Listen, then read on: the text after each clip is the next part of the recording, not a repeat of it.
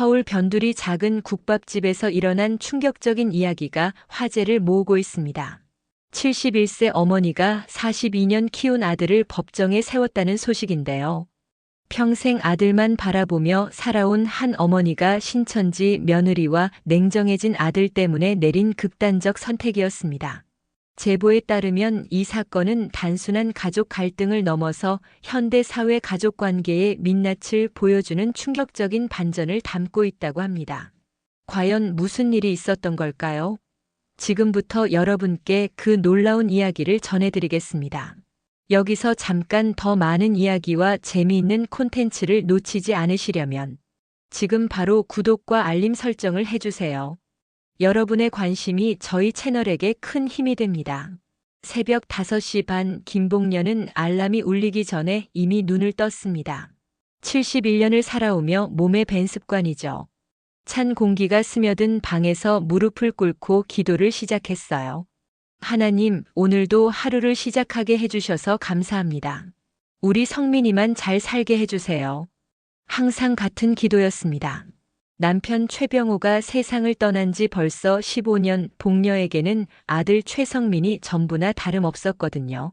서둘러 옷을 입고 나선 복녀의 발걸음은 교회로 향했습니다. 새벽 예배는 그녀에게 하루의 시작이자 마음의 위안이었어요. 복녀 권사님, 오늘도 일찍 나오셨네요. 목사님의 인사에 복녀는 고개를 끄덕였습니다. 교회에 나온 지 30년이 넘었지만 기도할 때마다 마음은 한결같았어요. 아들 걱정, 그것뿐이었죠. 새벽 예배를 마치고 나면 곧바로 국밥집으로 향했습니다. 복년의 국밥이라는 작은 간판이 걸린 가게는 남편이 운영하던 곳이었어요. 남편이 떠난 후 혼자서 꾸려나가기 시작한 지 벌써 15년째입니다. 어머니, 오늘도 일찍 나오셨네요. 단골 손님 김 사장님이 들어오며 인사를 건넸어요. 복녀는 미소를 지으며 순대국 한 그릇을 내왔습니다. 새벽 6시부터 밤 9시까지 하루 15시간을 일해도 수입은 한 달에 200만 원 남짓이었어요. 그래도 아들 결혼 자금을 마련하기 위해 한 푼이라도 아껴가며 살았습니다. 성민이는 언제 장가가냐? 단골 손님들이 물어볼 때마다 복녀의 얼굴은 환해졌어요.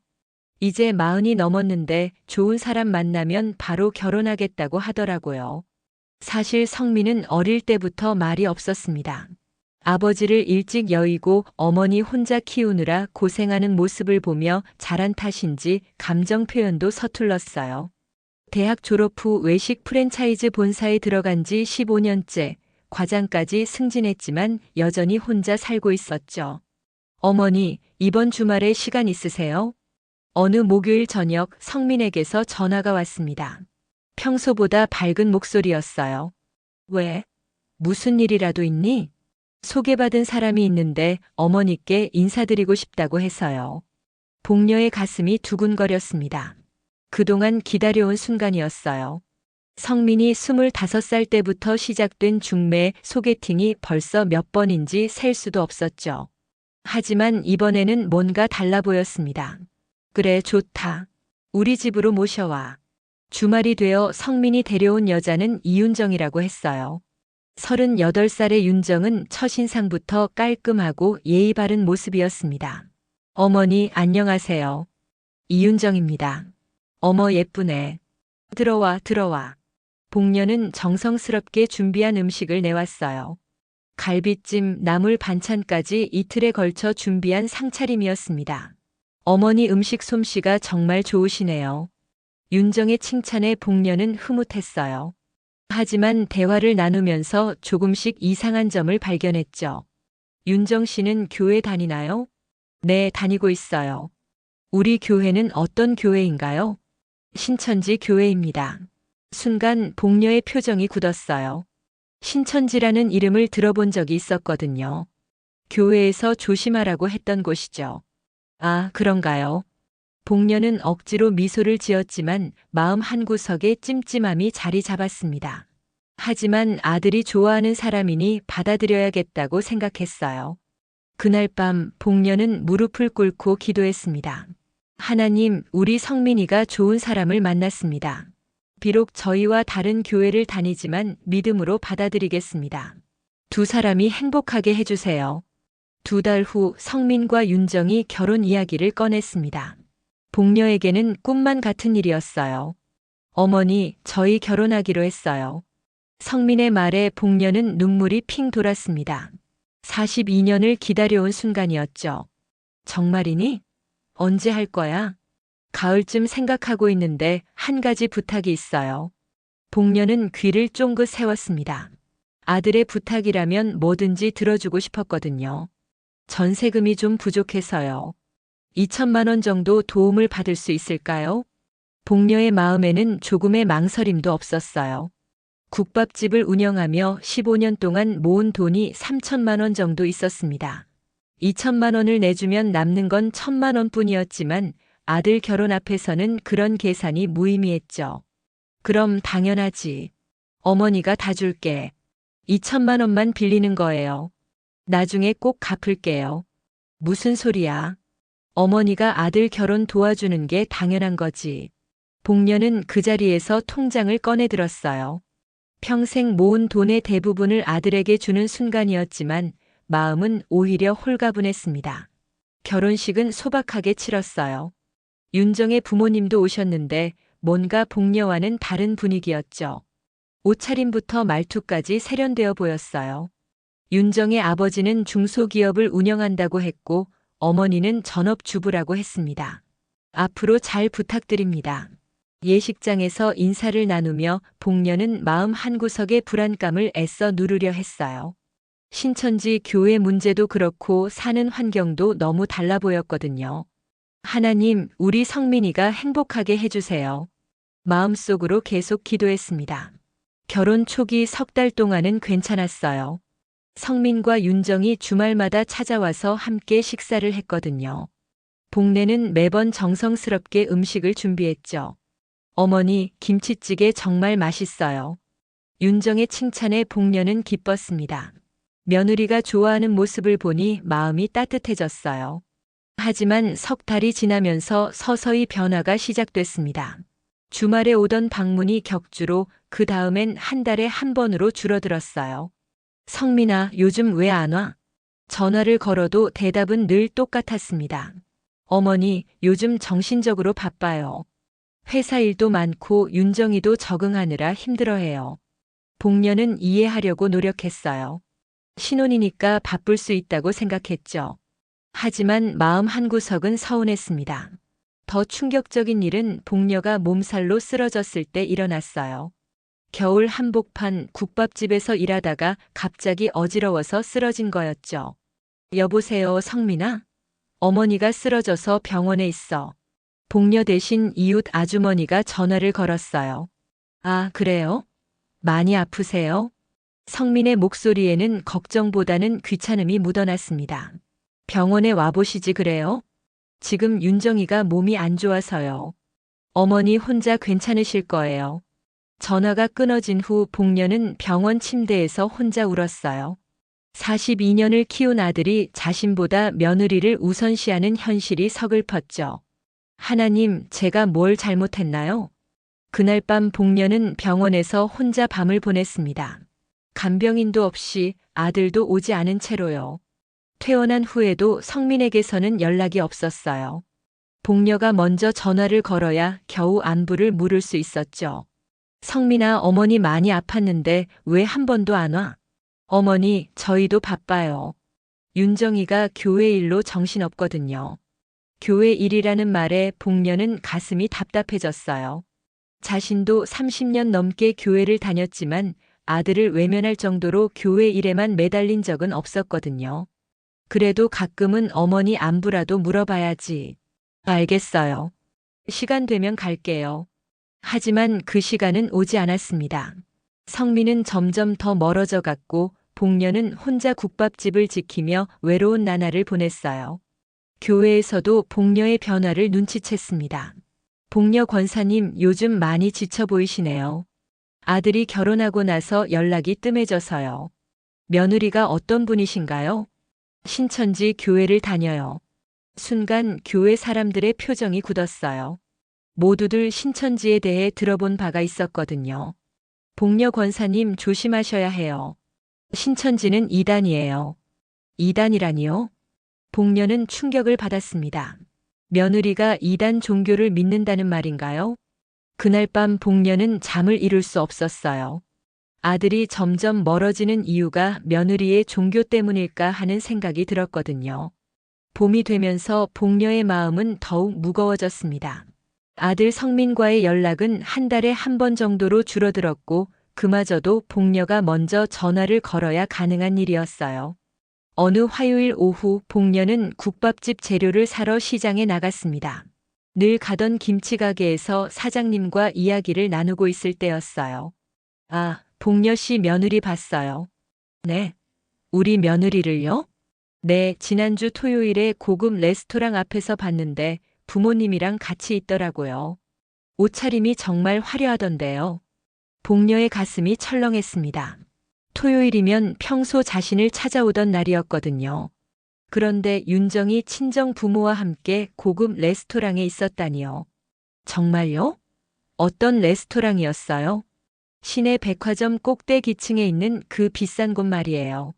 한 명당 10만 원은 좋게 하는 곳이던데 다들 정장 차림으로 격식을 차린 모습이었어요. 복녀는 집에 돌아와서도 그 이야기가 머릿속을 떠나지 않았어요. 자신에게는 바쁘다며 오지 않으면서 친정 부모와는 고급 레스토랑에서 식사를 하다니요. 다음 날 복녀는 용기를 내어 성민에게 전화를 걸었습니다. 성민아, 어제 시장에서 들었는데 윤정이가 친정 부모님과 식사를 했다면서. 아, 그거요? 윤정이 아버지 생신이었어요. 그럼 어머니한테도 말을 하지 그랬니? 같이 갔으면 좋았을 텐데. 전화 너머로 잠시 침묵이 흘렀어요. 어머니, 저희는 저희대로 살아가야 해요. 매번 보고 드릴 수는 없잖아요. 성민의 차가운 말투에 복녀는 가슴이 막혔습니다. 예전에 따뜻했던 아들은 어디로 간 걸까요?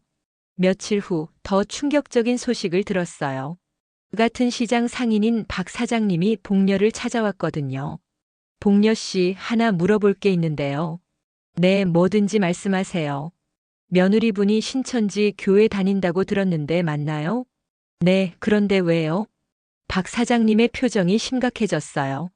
제 조카가 그 교회 근처에서 일하는데 지난주에 큰 행사가 있었대요. 신천지에서 주최한 고급 연회였는데 며느리분이 친정 부모님과 함께 참석했다고 하더라고요. 복녀는 순간 어지러웠습니다.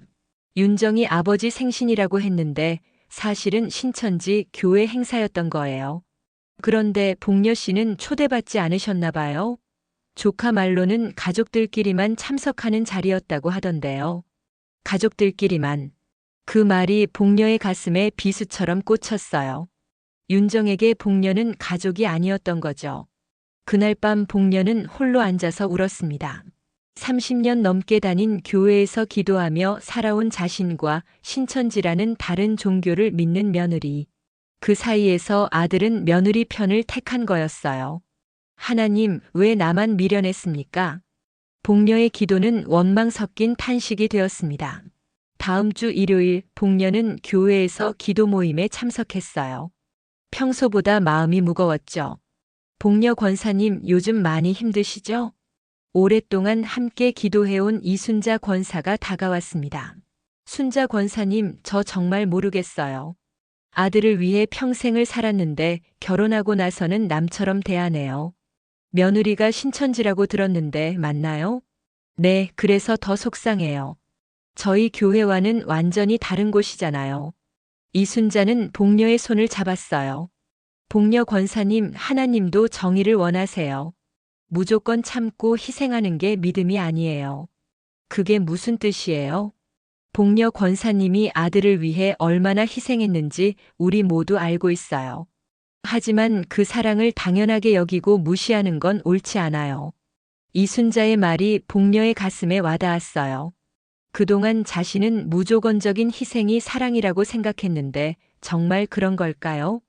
그런데 어떻게 해야 할까요? 일단 복녀 권사님 자신을 위해 기도해 보세요. 아들만을 위한 기도가 아니라요. 그날 밤 복녀는 처음으로 자신을 위한 기도를 드렸습니다. 하나님, 제가 너무 어리석었나요? 아들만 바라보며 살아온 제 인생이 잘못된 건가요? 이제는 어떻게 살아야 할지 모르겠어요.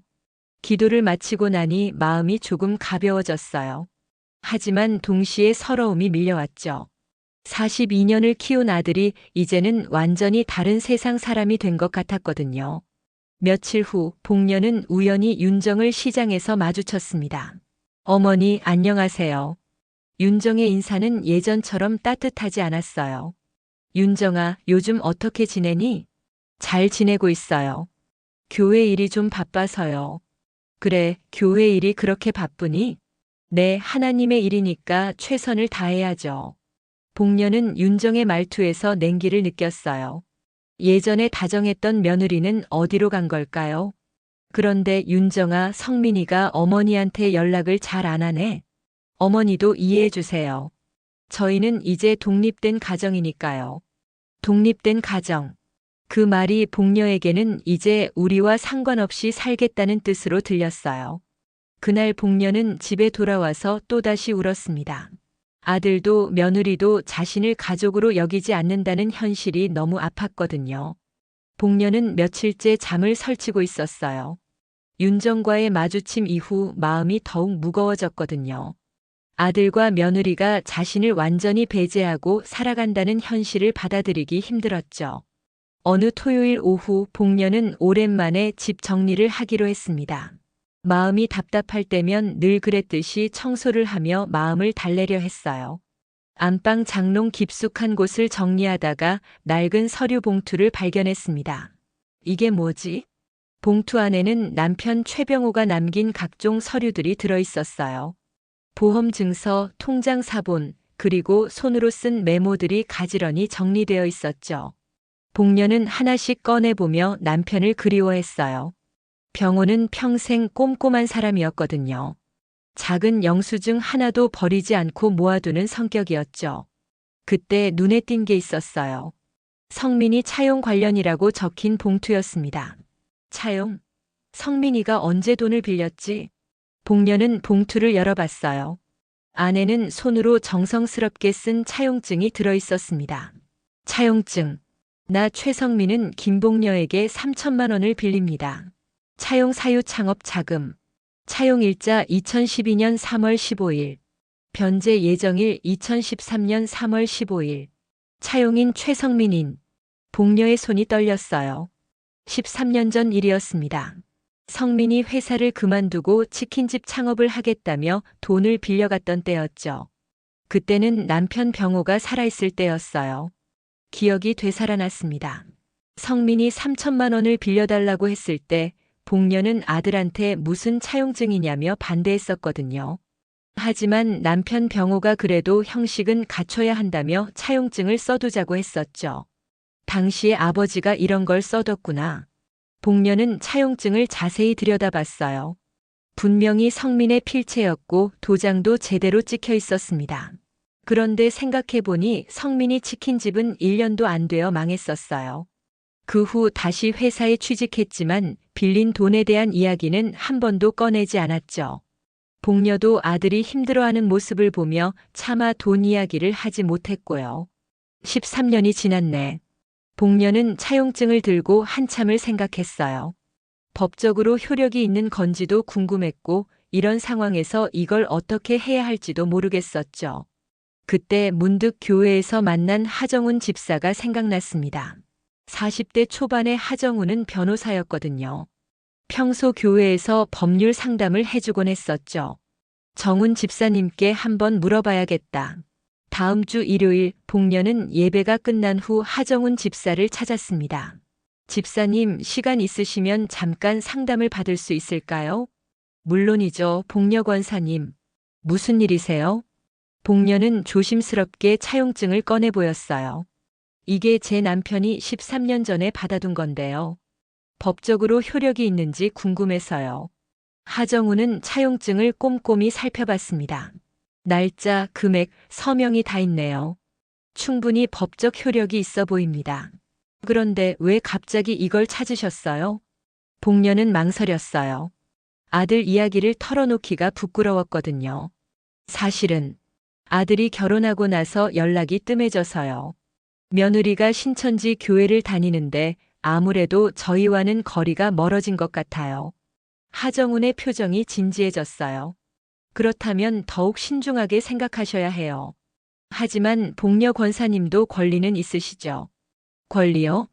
네, 정당하게 빌려준 돈을 받을 권리 말이에요. 하나님도 정의를 원하세요. 하정운의 말이 복녀의 가슴에 박혔어요. 지난주 이순자 권사가 했던 말과 비슷했죠. 그런데 집사님, 이걸 어떻게 진행해야 하나요? 먼저 내용 증명으로 변제 요구를 해보세요. 그래도 안 되면 법적 절차를 밟는 거죠. 법적 절차라니. 제가 아들을 고소한다는 말씀이세요? 꼭 고소까지 가는 건 아니에요. 대부분 합의로 해결되거든요. 중요한 건 복녀 권사님의 의지입니다. 복녀는 집에 돌아와서 하루 종일 고민했어요. 아들을 상대로 법적 절차를 밟는다는 게 상상이 되지 않았거든요. 하지만 동시에 분노도 올라왔습니다. 3천만 원이 작은 돈이 아니었어요. 게다가 최근에 전세금으로 2천만 원까지 줬는데 그 돈까지 합치면 5천만 원이었죠. 국밥집에서 3년은 벌어야 할 돈이었어요. 그동안 내가 너무 당연하게 생각했나? 복녀는 거울 앞에 앉아 자신을 들여다봤어요. 71년을 살면서 늘 남을 위해 살아왔던 자신이 보였죠. 그날 밤 기도 시간에 복녀는 다른 기도를 드렸습니다. 하나님, 제가 지금까지 잘못 살아온 건가요? 무조건 주기만 하고 받지 않는 게 사랑인 줄 알았는데. 이제는 저도 제 권리를 찾고 싶어요. 기도를 마치고 나니 마음이 조금 정리됐어요. 복녀는 결심했습니다. 하정운 집사의 도움을 받아 내용 증명을 보내기로요. 월요일 아침 복녀는 하정운 집사에게 전화를 걸었습니다. 집사님, 어제 말씀하신 내용 증명 부탁드리고 싶어요. 정말 결심하신 거죠? 네, 이제는 제 권리도 찾고 싶어요.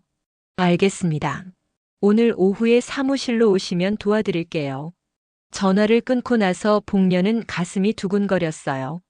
평생 처음으로 자신을 위해 싸워보는 일이었거든요. 하정훈 집사의 법무 사무실은 교회에서 차로 10분 거리에 있었어요. 복녀는 평생 변호사 사무실에 가본 적이 없어서 긴장됐습니다. 복녀 권사님, 편하게 앉으세요. 하정훈은 친근한 미소로 복녀를 맞았어요. 사무실 벽에는 십자가가 걸려 있었고 책상 위에는 성경이 놓여 있었죠. 집사님, 정말 이런 일을 해도 될까요? 복녀 권사님, 성경에서도 정의를 말씀하세요. 누가복음 18장에 과부의 비유가 있잖아요. 끝까지 포기하지 않고 자신의 권리를 찾은 과부를 예수님이 칭찬하셨어요. 하정운의 말에 복녀는 조금 마음이 놓였어요. 그럼 어떻게 진행하면 되나요? 먼저 내용 증명을 보내드릴게요. 차용증에 명시된 원금 3천만 원과 이자를 포함해서 변제를 요구하는 내용입니다. 이자까지요? 네, 13년이나 지났으니까 법정 이자는 받을 수 있어요. 계산해보니 원금 포함해서 약 4,500만 원 정도 됩니다. 복녀는 숨이 막혔어요. 4,500만 원이라니 상상도 못했던 금액이었죠. 그런데 집사님, 혹시 성민이가 갚을 능력이 안 되면 어떻게 하나요? 성민 씨가 아파트를 갖고 계시죠? 전세로 살고 계시니까 전세 보증금 반환 청구권도 있고요. 필요하면 강제 집행도 가능해요. 복녀는 가슴이 철렁했어요. 아들의 집까지 빼앗는 일이 벌어질 수도 있다는 뜻이었거든요. 집사님, 너무 과한 건 아닐까요? 복녀 권사님, 지금까지 너무 많이 참으셨어요. 성민 씨도 이제 40이 넘은 어른이잖아요. 책임을 져야죠. 하정우는 내용 증명서를 작성하기 시작했어요. 내용 증명서. 수신인 최성민, 발신인 김복녀. 귀하는 2012년 3월 15일 본인에게 3천만 원을 차용하면서 2013년 3월 15일까지 변제하기로 약정하였으나 현재까지 변제하지 않고 있습니다. 따라서 본 서면으로 원금 3천만 원과 2013년 3월 15일부터 완제일까지의 법정이자를 포함하여 총 4,500만 원의 변제를 요구합니다. 본 서면 도달일로부터 10일 이내에 변제하시기 바라며 이에 응하지 않을 경우 법적 조치를 취할 것임을 알려드립니다. 이걸 성민이한테 보내는 거군요. 네, 등기 우편으로 발송하니까 확실히 전달될 거예요. 복녀는 내용 증명서를 보며 마음이 복잡했어요. 지금까지 아들에게 한 번도 이런 공식적인 요구를 해본 적이 없었거든요. 집사님, 정말 발송해도 될까요? 복녀 권사님의 결정입니다. 하지만 이제라도 정당한 권리를 찾으시는 게 맞다고 생각해요. 복녀는 한참을 고민했어요. 그리고 마침내 고개를 끄덕였습니다. 보내주세요. 사흘 후 성민에게서 전화가 왔어요. 목소리가 격앙되어 있었죠. 어머니, 이게 뭐예요? 변호사를 통해서 내용 증명을 보내시다니요? 성민아, 어머니도 할 말이 있어. 13년 전 일을 왜 지금 끄집어내세요? 그때 치킨집 망해서 얼마나 힘들었는데요. 그래서 어머니가 참고 있었잖니. 하지만 이제는 다르다. 뭐가 다르다는 거예요? 복녀는 목소리를 높였어요. 내가 결혼하고 나서 어머니를 어떻게 대했는지 모르니? 몸살로 쓰러져도 한 번 안 와보고 명절에도 안 오고. 어머니, 저희도 바빴다고 했잖아요. 바빠서 어머니한테는 안 오면서 윤정이 친정 부모하고는 고급 레스토랑에서 식사하더냐? 전화 너머로 성민의 한숨 소리가 들렸어요. 어머니, 그건 교회 행사였어요. 교회 행사? 그럼 어머니는 왜 빼놓고 했어? 어머니와 저희는 믿는 교회가 다르잖아요. 그 말에 복녀는 가슴이 터질 것 같았어요. 그럼 교회가 다르면 가족도 아니라는 거니? 어머니, 지금 감정적으로 되시는 것 같은데. 감정적이다? 42년을 키워놓고 이제 와서 감정적이라고. 복녀의 목소리가 떨렸어요. 어머니가 원하시는 게 뭐예요?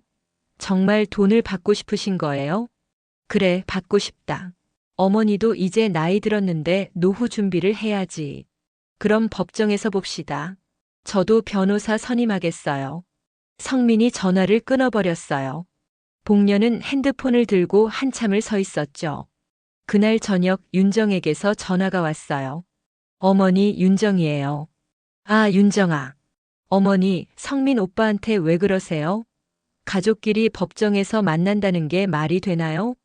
복녀는 윤정의 말투에서 차가움을 느꼈어요. 윤정아, 너도 어머니 입장을 좀 생각해봐라. 어머니는 믿음이 부족해서 그래요. 성경에서는 모든 걸 내어주라고 하잖아요. 그게 진짜 믿음이죠. 뭐라고? 저희 교회에서는 부모님도 재산을 다 바치세요. 하나님께 드리는 거거든요. 복녀는 황당했어요. 재산을 다 바친다니 그게 무슨 믿음이라는 거죠? 윤정아, 그게 정상적인 교회니? 재산을 다 바치라고? 어머니는 우리 교회에 대해서 모르세요. 편견만 갖고 계시고요. 편견이 아니라 상식이야. 가족보다 교회가 먼저냐? 당연하죠. 하나님이 먼저예요. 복녀는 더 이상 대화가 안 된다고 느꼈어요. 윤정아, 너도 언젠가는 알게 될 거다. 가족이 얼마나 소중한지 말이야. 어머니가 먼저 깨달으셔야 해요. 집착을 버리세요. 윤정도 전화를 끊어버렸어요. 그날 밤 복녀는 교회에 가서 기도했습니다. 텅 빈 교회에서 십자가 앞에 무릎을 꿇고 오열했어요. 하나님, 제가 잘못한 건가요? 아들을 너무 사랑한 게 죄인가요? 십자가는 조용히 복녀를 내려다보고 있을 뿐이었어요. 내용 증명을 보낸 지 열흘이 지났지만 성민에게서는 아무런 연락이 없었어요. 하정훈 집사는 예상했다는 듯이 말했습니다. 복녀 권사님, 이제 소장을 접수해야겠어요. 정말 법정까지 가야 하나요? 상대방이 응하지 않으니 어쩔 수 없죠. 걱정하지 마세요. 차용증이 있으니까 승소 가능성이 높아요. 복녀는 마음이 무거웠어요. 평생 법정에 가본 적도 없는데 하물며 아들을 상대로 소송을 한다니요. 소장 접수 후 한 달 뒤 첫 재판 날이 정해졌습니다. 복녀는 전날 밤 잠을 한숨도 자지 못했어요. 하나님, 제가 정말 옳은 일을 하고 있는 건가요? 아침 일찍 일어나 평소보다 정성스럽게 옷을 차려입었습니다. 검은색 정장에 작은 십자가 목걸이를 했어요. 오늘만큼은 당당하게 서고 싶었거든요. 법원은 복녀가 상상했던 것보다 웅장했어요. 하정훈 집사와 함께 법정 앞 복도에서 기다리는데 멀리서 성민과 윤정이 걸어오는 게 보였습니다. 성민 옆에는 양복을 입은 중년 남자가 있었어요. 아마 변호사인 것 같았죠. 성민은 복녀를 보고도 인사하지 않았어요. 윤정은 아예 다른 곳을 바라보고 있었고요. 성민아. 복녀가 조심스럽게 부르자 성민이 고개를 돌렸어요. 어머니, 여기서는 남남입니다. 그 한마디가 복녀의 가슴을 찔렀어요. 42년을 키운 아들이 자신을 남이라고 하다니요. 피고 측 변호사님이군요. 하정훈이 성민의 변호사에게 인사했어요. 안녕하세요. 김철수 변호사입니다. 하정훈 변호사입니다. 두 변호사가 악수하는 동안 복녀와 성민은 서로를 바라보지 못했어요. 재판 시작하겠습니다. 법정 안으로 들어가니 판사님이 앉아 계셨어요. 복녀는 긴장해서 가슴이 두근거렸습니다. 원고 측에서 주장하시기 바랍니다. 하정훈이 일어나서 차용증을 제출했어요. 피고는 2012년 3월 15일 원고에게 3천만 원을 차용하면서 1년 후 변제하기로 약정했으나 현재까지 변제하지 않고 있습니다. 이에 원금과 법정이자를 포함한 4,500만 원의 지급을 요구합니다. 피고 측에서는 어떻게 보시나요? 성민의 변호사가 일어났어요. 재판장님, 이 차용증은 13년 전에 작성된 것으로 시효가 완성되었습니다. 또한 피고는 그동안 원고에게 생활비 명목으로 꾸준히 돈을 들였고 최근에도 전세금 2천만 원을 지원했습니다. 복녀는 깜짝 놀랐어요. 생활비 명목이라니 언제 생활비를 받은 적이 있다는 거죠? 원고 측에서 반박하시기 바랍니다. 하정훈이 다시 일어났어요. 재판장님, 원고는 그동안 아들에 대한 모정으로 변제를 독촉하지 않았을 뿐입니다. 또한 피고가 주장하는 생활비 지급 사실은 확인되지 않으며 전세금 지원도 별개의 증여행위입니다. 판사님이 복녀를 바라봤어요. 원고 본인이 직접 말씀해 보시겠어요? 복녀는 떨리는 목소리로 일어났습니다. 재판장님, 저는 71년을 살면서 아들만 바라보고 살았습니다. 아들이 사업 실패로 힘들어할 때도 돈 달라는 말 한 번 안 했어요. 하지만 이제는 다릅니다. 복녀의 목소리가 떨렸어요. 아들이 결혼하고 나서 저를 완전히 외면했어요. 몸살로 쓰러져도 한 번 안아보고 명절에도 안 오고. 그러면서 며느리 친정하고는 잘 지내더라고요. 어머니. 성민이 소리쳤지만 판사님이 조용히 하라고 제지했어요. 저도 이제 나이가 들어서 노후 준비를 해야 합니다. 정당하게 빌려준 돈을 받고 싶을 뿐입니다. 복녀는 앉으면서 눈물을 훔쳤어요. 피고도 말씀해 보시겠어요? 성민이 일어났어요. 재판장님, 저는 그동안 어머니께 효도하려고 노력했습니다. 하지만 어머니와 제 아내는 종교가 달라서 갈등이 있었어요. 그것 때문에 거리가 생긴 건 사실이지만, 그럼 종교가 다르면 부모를 외면해도 되는 거냐? 복녀가 참지 못하고 소리쳤어요. 조용히 하십시오. 판사님의 제지에 복녀는 고개를 숙였습니다. 오늘은 여기서 마치고 다음 재판에서 증거자료를 더 검토하겠습니다. 재판이 끝나고 법정을 나오는데 성민이 복녀에게 다가왔어요. 어머니, 정말 끝까지 가실 거예요? 성민아, 아직도 모르겠니? 어머니가 원하는 건 돈이 아니야. 그럼 뭐예요? 너의 마음이야. 예전처럼 어머니를 사랑하는 마음 말이야. 성민은 잠시 말이 없었어요. 어머니, 저희도 종교가 다르고 생각이 다릅니다. 이제는 각자의 길을 가는 게 맞는 것 같아요. 그 말에 복녀는 절망했어요. 아들이 자신과의 인연을 완전히 끊겠다는 뜻이었거든요. 성민아, 정말 그런 마음이니? 네, 결정했어요. 성민은 돌아서서 윤정과 함께 걸어갔어요. 복녀는 그 뒷모습을 바라보며 눈물을 흘렸습니다. 하정훈이 복녀의 어깨를 토닥였어요. 복녀 권사님, 힘내세요. 다음 재판에서는 승소할 가능성이 높아요. 집사님, 제가 정말 옳은 일을 하고 있는 건가요? 그럼요. 복녀 권사님은 아무것도 잘못하지 않으셨어요. 그날 밤 복녀는 교회에 가서 기도했어요. 하나님, 이제 정말 모르겠어요. 제가 아들을 잃게 되는 건 아닌지. 하지만 이제라도 제 권리를 찾고 싶어요. 십자가 앞에서 복녀는 오랫동안 기도했습니다. 이제 돌이킬 수 없는 길에 들어선 것 같았어요. 두 번째 재판에서 복녀는 승소했습니다. 판사는 차용증의 법적 효력을 인정했고 원금 3천만 원과 일부 이자를 포함해 3,800만 원을 지급하라고 판결했어요.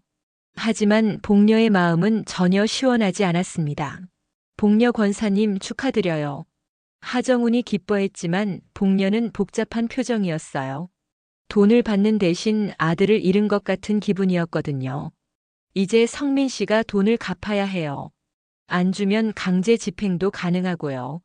집사님, 정말 그렇게까지 해야 할까요? 복녀 권사님이 결정하세요. 하지만 법적으로는 당연한 권리예요. 재판 후 성민에게서 전화가 왔어요. 목소리가 차갑게 가라앉아 있었죠. 어머니, 판결 나왔다고 들었어요. 성민아, 집을 팔아서 돈을 만들어야겠어요. 시간을 좀 주세요. 성민아, 어머니가 원한 건 이게 아니었는데. 이제 와서 그런 말씀하지 마세요. 어머니가 원하신 거잖아요. 성민아, 우리 다시 얘기해보자. 할 말 없어요. 돈 받으시면 우리는 이제 남남입니다. 성민이 전화를 끊었어요. 복녀는 핸드폰을 들고 한참을 서 있었습니다. 며칠 후 성민이 금매로 아파트를 내놓았다는 소식을 들었어요. 시세보다 500만 원 정도 싸게 팔아서 빨리 돈을 마련하려는 것 같았죠. 복녀는 마음이 아팠어요. 아들이 자신 때문에 집까지 잃게 되다니요. 그 무렵 복녀에게 또 다른 변화가 일어나기 시작했습니다. 교회에 나가는 것이 부담스러워진 거예요. 교인들의 시선이 신경 쓰였거든요. 복녀 권사님, 아들하고 화해는 안 되세요? 복녀 권사님, 가족끼리 법정 다투는 게 좋지 않아요. 선의의 조언이었겠지만 복녀에게는 상처가 됐어요. 마치 자신이 잘못한 것처럼 느껴졌거든요. 어느 일요일 복녀는 교회에 가지 않았어요. 대신 동네 복지관에 갔습니다. 평소 지나가며 봤던 곳이었는데 시니어 프로그램이 있다는 안내문을 본 거였죠. 어르신 처음 오셨네요. 복지관 직원이 친절하게 맞아줬어요. 네, 뭔가 새로운 일을 해보고 싶어서요.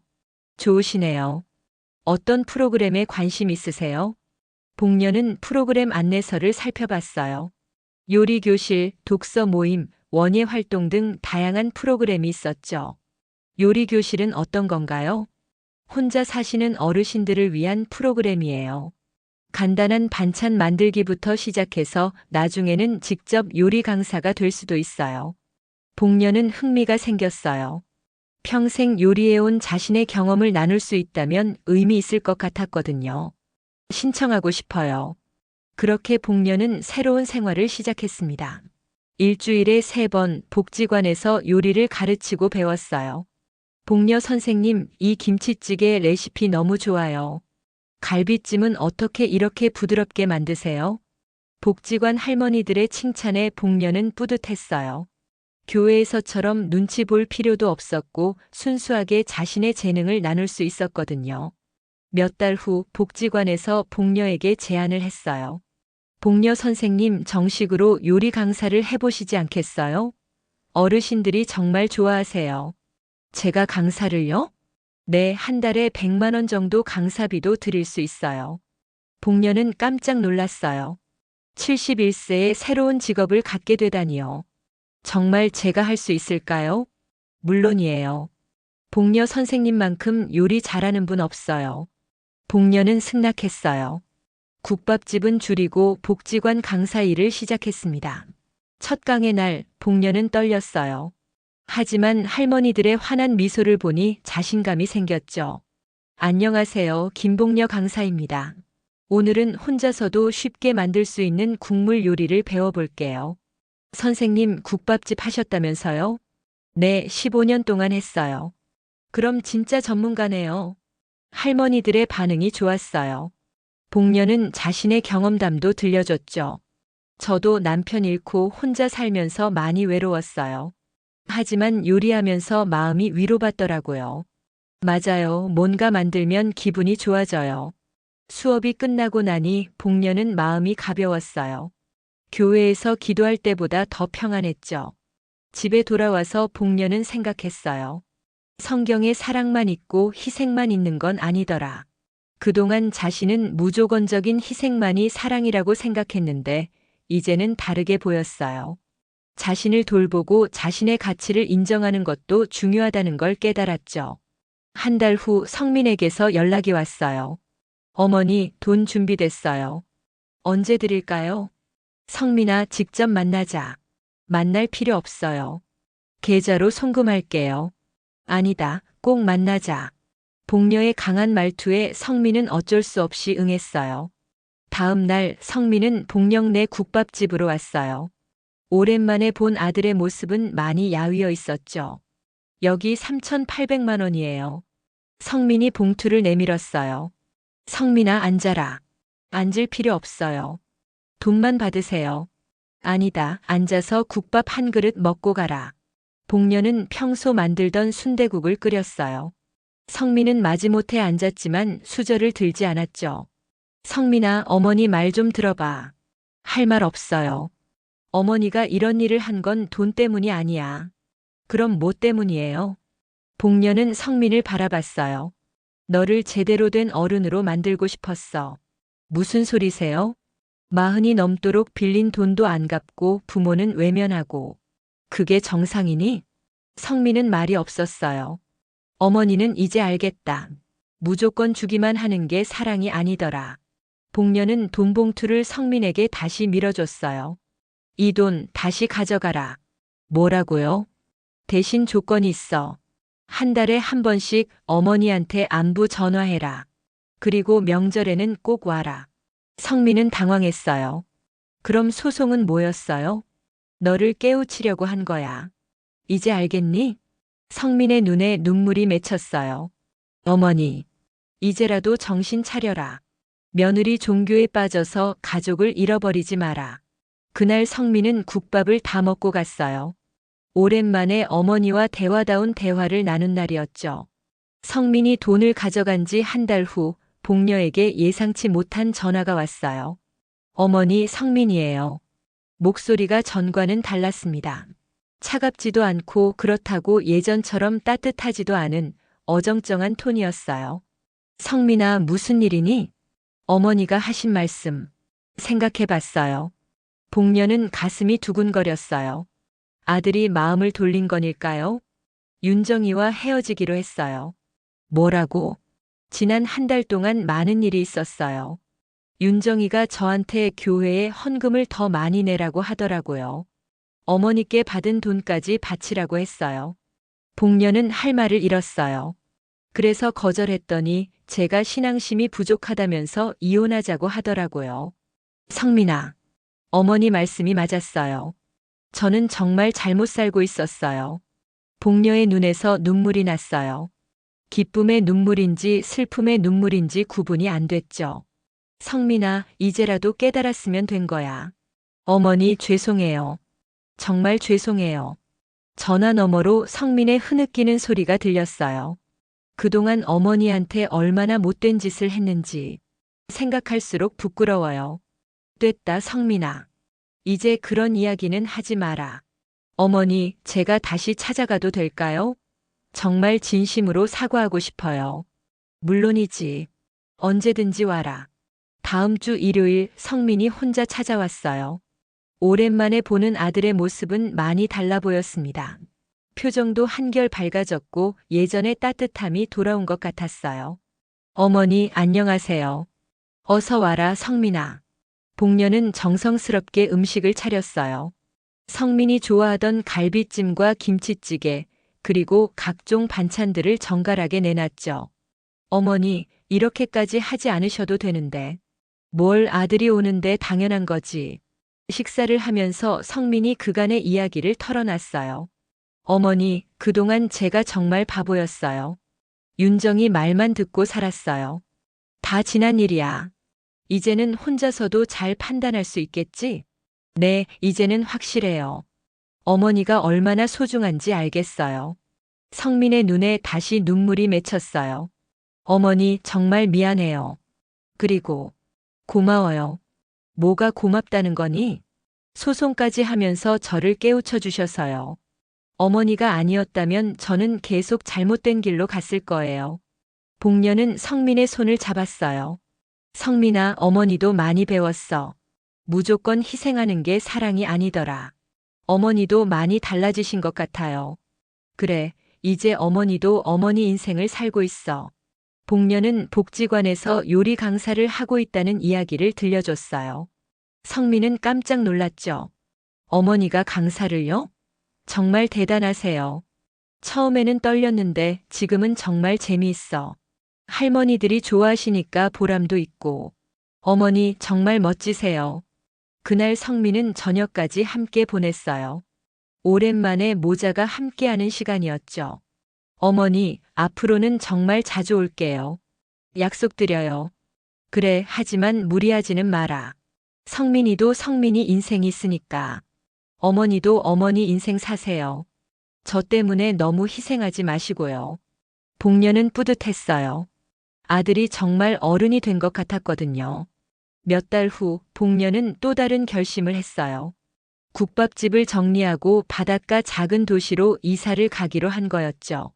어머니, 갑자기 왜요? 성민이 놀랐어요. 어머니도 새로운 환경에서 살아보고 싶어. 평생 이 동네에서만 살았잖아. 그럼 저는 어떻게 해요? 너는 너대로 살고 어머니는 어머니대로 살면 되는 거야. 그래도 연락은 계속하고. 성민은 처음에는 반대했지만 나중에는 어머니의 결정을 존중했어요. 어머니가 행복하시면 저도 좋아요. 이사 준비를 하면서 복녀는 법원에서 받은 합의서를 다시 꺼내봤어요. 결국 성민이 집을 팔아서 8천만 원을 지급하기로 합의했던 거였죠. 하지만 복녀는 그 돈을 다시 성민에게 돌려줬어요. 이 돈으로 새 출발해라. 어머니, 대신 정말 열심히 살아라. 그리고 좋은 사람 만나서 다시 결혼해라. 복녀는 바닷가 도시의 작은 아파트로 이사했어요. 오션뷰가 보이는 투룸이었죠. 처음으로 자신만을 위한 공간을 마련한 거였어요. 와, 정말 예쁘다. 성민이 이사를 도와주며 감탄했어요. 어머니, 여기서 정말 행복하게 사세요. 그럴 거야. 성민이도 행복해라.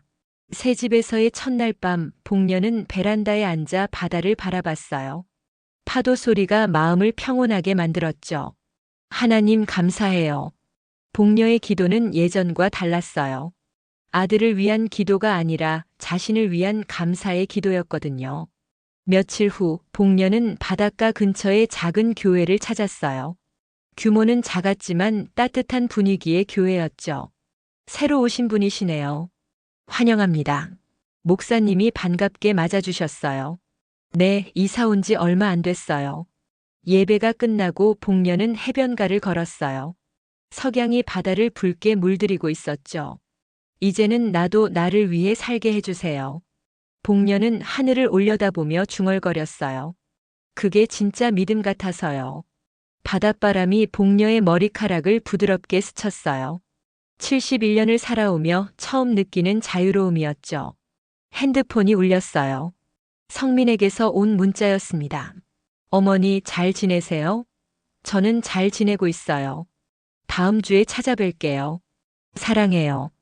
복녀는 미소를 지었어요. 이제야 진짜 모자 관계가 시작된 것 같았거든요. 그날 밤 복녀는 새 집에서 평안한 잠에 들었습니다.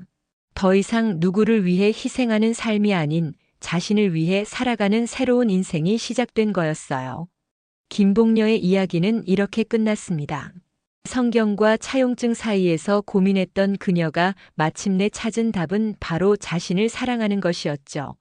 하나님도 원하시는 정의는 무조건적인 희생이 아니라 자신의 가치를 인정하고 당당하게 살아가는 것이었어요.